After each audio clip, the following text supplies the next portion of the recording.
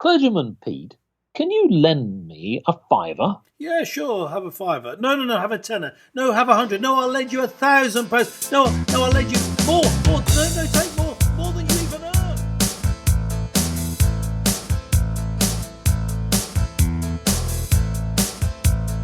Hello and welcome to the show, Colourful Conversations with Mark and Pete.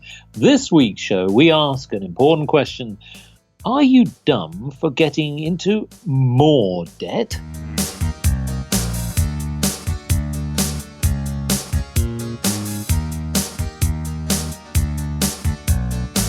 Well, quite remarkably, 1 in 5 people are struggling with debt, and yet they have seen that credit card limits automatically increased. Yes, that's right. It's actually the ceiling has gone up, not down. And actually, those people who are in debt haven't even requested this.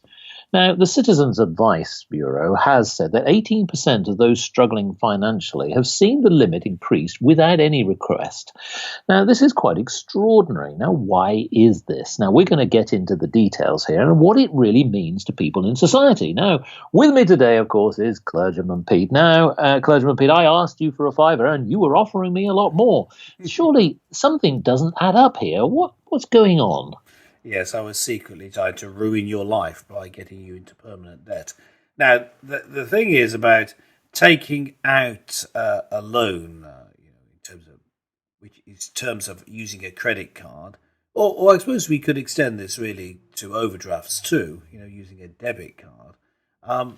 The thing about doing that is you think, oh, suddenly I've got more money available, but in practice, what you've done is agreed to pay the bank or credit card company. Really, you're losing money, not gaining it. That's what. Yeah. This is a mindset that we've lost because it's so easy. You see, when you had to go, days of yore, had to go down to your bank manager and say, I say I'd like to take out a loan, and they sharp intake of breath. Now, what are your outgoings, Mr. PC?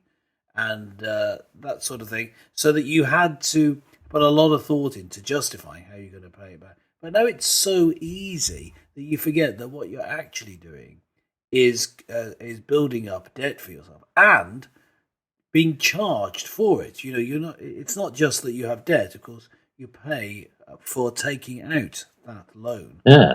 So really, you're losing money and not gaining it.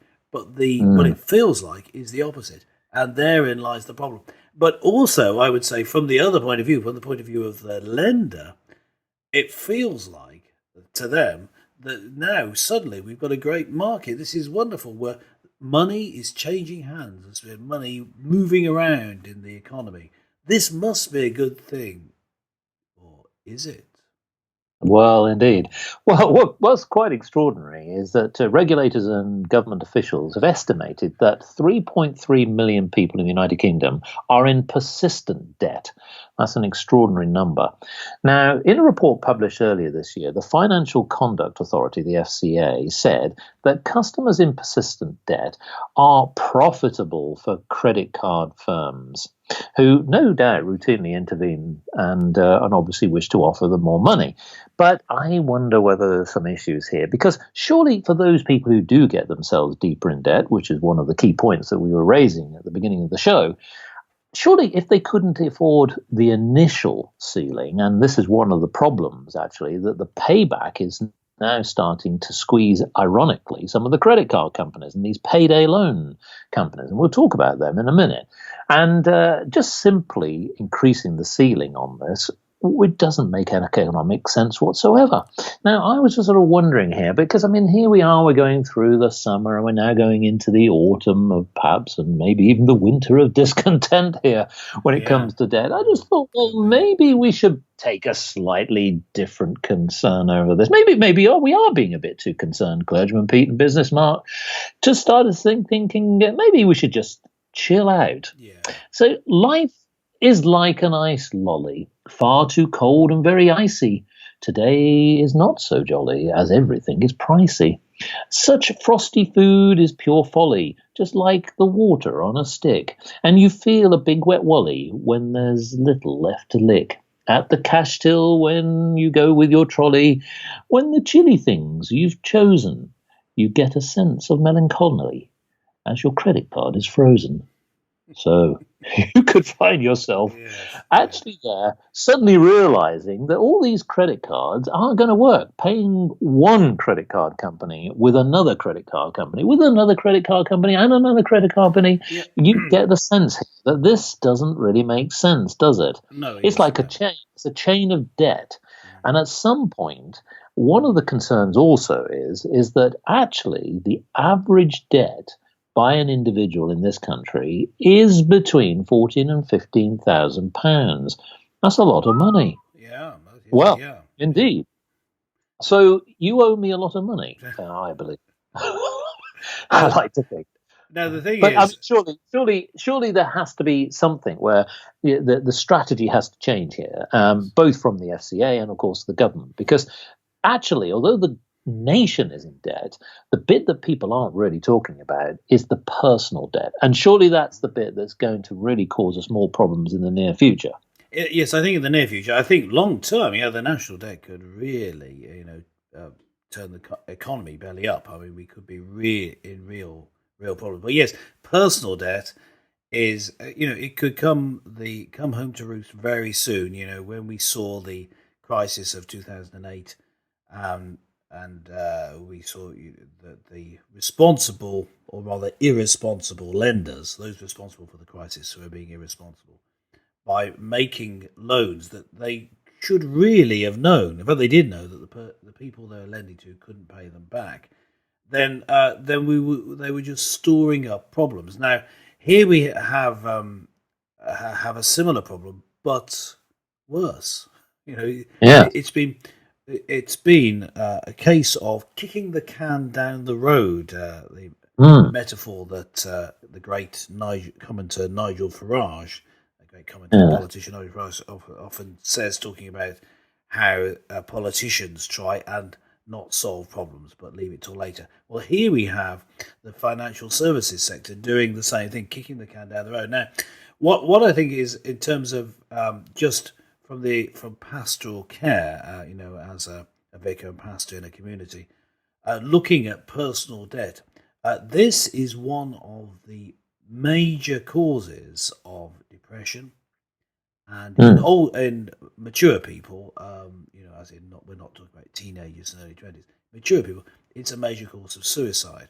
Now, this problem causes this extreme stress because it's a hidden worry. If you got run over by a car and broke your leg, you'd say, "Oh, look what happened." But if what's happened is that you've mismanaged your finances, it's somehow shameful. And whereas the reason you may well have been mismanaged it is poor advice and people giving you credit when they shouldn't have done. So that's right. Although you did use it, so it's your fault in that sense. Legally we can't say the credit card company is to blame with the law as it stands. Maybe that should change. Yes. But at the moment, what we can say, although it is your fault in that you did it, some blame must attach to the lender, who's making your life worse by lending you money that you've then got to repay, and then you can't afford to repay it, so you pay it with another loan, and your life is in ruin. So, coping with the fallout from that is a major pastoral problem, and it is causing big issues with people then being out of the workforce. Obviously, if there's a suicide, that's the case, but through stress, they're not able to cope with life, and being off work through stress is a major loss for companies in this country. Yeah. Well, let's get to why this is happening. And one of the reasons is that, ironically, a lot of these companies, payday loan companies, and even financial institutes generally, are just simply not getting their money back. And so, rightly or wrongly, what they're doing is they're raising the limit, in theory, to try and open up more business opportunities. Yeah. So, for example, and I'm going to name them because Companies such as doorstep lender Providence shares plunged recently. And again, they may have had some profitable times. As we know, over the last 10 years, we've had some economic hardships. But maybe what we're seeing is we're coming to the end of this particular cycle where actually there is no more that you can squeeze out of those people who are already saddled with debt. The Citizens Advice Bureau, I mentioned before, are clearly concerned about those people who, basically are in poverty, and they just simply can't afford those checks. And yet, obviously, with the fact that they're raising the ceiling, what they're also hoping is that regulators must do more to try and stop lenders putting these kind of policies in place. Yes. And quite also the other thing as well is you need to give people some kind of breathing space, in the sense that when people take out a loan or their debt, it's depending on how you want to look at it, they've got to be able to pay it back. And typically with the means testing, I think this is where it's gone wrong. The means testing is just not really been scrutinized. If an individual takes out any money, clearly you have to have some mechanism, whether it be through your asset, whether it be through the cash that you may have, or possibly the money that you earn through your job, that if that's a way in which you can pay your debt back within a sensible period.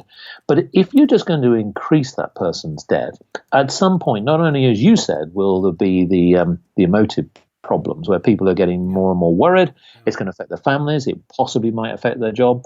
But certainly one thing that it will do is it will just add the burden to, ironically, those people who are lending the money. And what's actually happening is there's an underlying trend now where a lot of these payday loan companies are starting to struggle, ironically.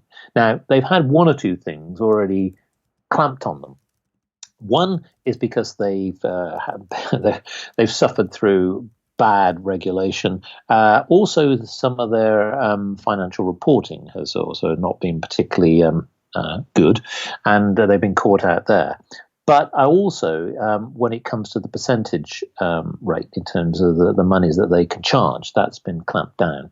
But it comes down to the fact that the more money that you give a person who is in debt, that's only just going to exacerbate the problem. I think the government needs to step in. I think clearly people from the Bank of England have recognised it, but they're just not doing it enough. And unfortunately, what I foresee is, and a bold prediction, I think in the next 2 years, I think that what we will see is individuals' debts will increase, so the average that I mentioned will just go up. And I think that what we'll see is more repossessions, whether that be through cars, houses, and so on. It's time that we just sort of tightened our purses and just thought about things a little bit more sensibly, in my opinion. Yes. Now, just a bit of practical advice, which I think if there's people listening to this, and I'm sure there will be with the topic, who are actually in debt themselves and don't know how to cope, there are various agencies which will give you advice. Yes. And will be discreet about it. Get help. Don't just simply say, so I don't know how to organise this. There are people who will even go through your finances and help you to organise it, have it all arranged for. Then all you have to do is do it. And it's amazing. Once you get someone who understands finances to go through your particular situation, it's like any skill. Some people are skilled in this. You wouldn't, unless you're a plumber, cope with the plumbing by yourself. You wouldn't build your own house yourself. Why think that you can't bring in someone to help you with your financial problems? Now, the one that I recommend is CAP, which is Christians Against Poverty. There are others, but this one I've worked with myself, with people who seem to be, there's no way they could sort out their problem, but through creative use of loans, bringing together all your debt into one loan, and then organising your income and outgoings, they're able to solve almost any problems. So we'll give a link to CAP and their contact details in the show notes. But that's what I recommend. Sort it out. Don't just leave it. It's not something to be ashamed of. It's something. It's a problem to sort out. Yep. Well, there are millions of people who are in this situation, Pleasure and Pete, as we said, Yes. and absolutely good advice. And the other thing is that I do completely agree with this, is that you shouldn't continue to try and struggle with this problem yourself. Yes. The worst thing you can do is to just get yourself deeper in debt. You need to start to recognize that you might need help. And as you said, there are many charities out there that can certainly help you, and they won't charge you. And I know there are places you can go that might charge you, but I wouldn't advise that. And if you've got yourself too deep in debt, there is something else I want to say. Just go. Newcomers to the show may not know that we have a little mantra here, which doesn't sound very exciting, Mark and Pete, but it is something that works, and that is localism and long-termism. Keep decision making, especially when it is to do with expenditure and taxing, or with businesses and investment, local. Keep it as local as possible, and also plan long term. But both of these, of course, apply directly to this problem. Plan long term. Don't try and just have a lot of money now. That's obviously a part of this problem. But the localism thing is important. There are local credit unions which are far better than trusting your life to a bank who doesn't care about you, and certainly far better than some sort of loan shark company that comes and tries to loan you just a little bit of money to help you over till payday, and then gets you trapped into a high interest rate. Exactly. Romans 13 verse 8 says, "Owe no one anything except to love each other, for the one who loves another has fulfilled the law." This is the localism principle. If you know the person you're lending to and vice versa, you're likely to have a better outcome. Keep it local, plan long term. And there are so many of these credit unions, but you can ask CAP, who I referred to earlier as an organisation, and they will point you in the right direction and give you advice on how to go about organising your finances using such a local organisation. Yes, well, indeed, no, good advice. And so, listeners, as you know, that many authorities have actually already expressed this point of concern. So, the Bank of England, for example, has consistently expressed the need for vigilance over growth in the consumer credit market during what has been seen as a benign economic set of conditions. And it's a time when household income has been relatively stagnant, but people have wanted more. Perhaps, unfortunately, that terrible four-letter word, debt, is growing. So, listeners, what do you think? Let us know your thoughts on this. Why not drop us a line on www.markandpete.com, and we'd love to hear from you. Well, thanks for listening to this show, and join us again next time for more Colourful Conversations with Mark and Pete.